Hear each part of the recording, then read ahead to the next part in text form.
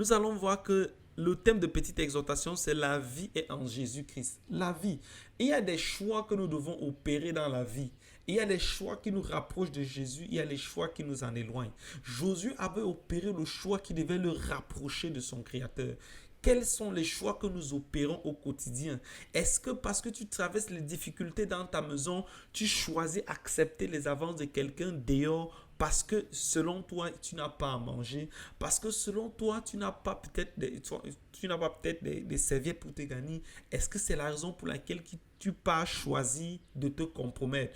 Josué a choisi de rester fidèle à l'Éternel parce qu'il connaissait ce que l'Éternel pouvait faire. La Bible nous enseigne dans Josué chapitre 24, verset 15 que mais pour moi et ma maison, nous servirons l'Éternel. C'était la démarcation de Josué et ce n'était pas qu'une proclamation verbale.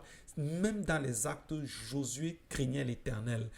Quels sont les choix que nous opérons au quotidien? Quels sont les choix? Est-ce que tu vas choisir de te compromettre alors parce que tu as un problème?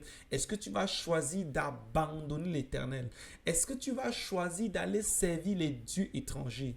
J'ai envie de t'annoncer une bonne nouvelle, ma soeur, une bonne nouvelle, mon frère, une bonne nouvelle, toi qui es connecté, c'est que la vie est en Jésus. La vie est en Jésus. C'est possible d'abandonner cette vie, c'est possible de faire le choix de renoncer. Nous avons vu la définition du choix au départ, que c'est une façon de se déterminer à prendre une décision. C'est possible de laisser la drogue. Oui, c'est possible, bien-aimé. Peut-être tu traverses une situation complexe. Il y a des moments où tu veux faire le choix de renoncer à à ce que tu fais. Mais parfois, quand tu sautes, que tu te retrouves, que tu as encore opéré, refait la même chose.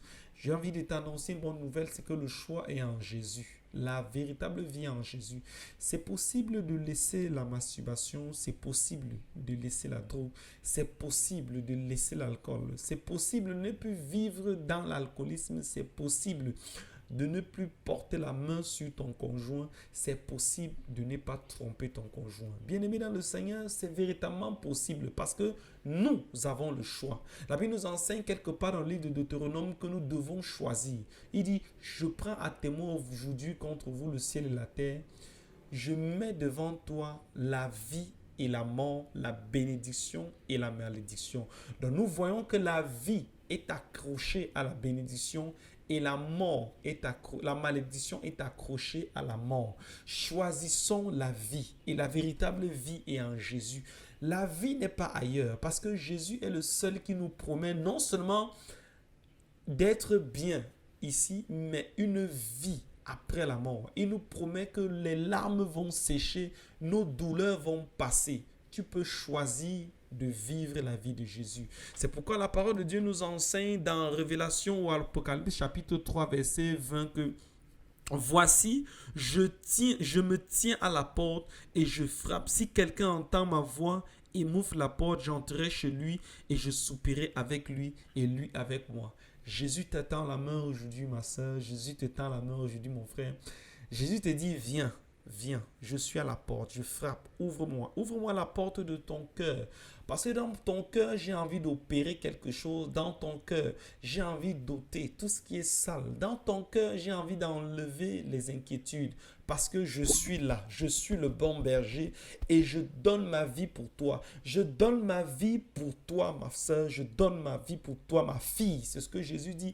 Il dit, je donne ma propre vie parce que je suis le bon berger. Viens à moi. Toi qui es fatigué de ce péché, je ne sais pas dans quelle situation tu traverses, quelle est la situation que tu traverses.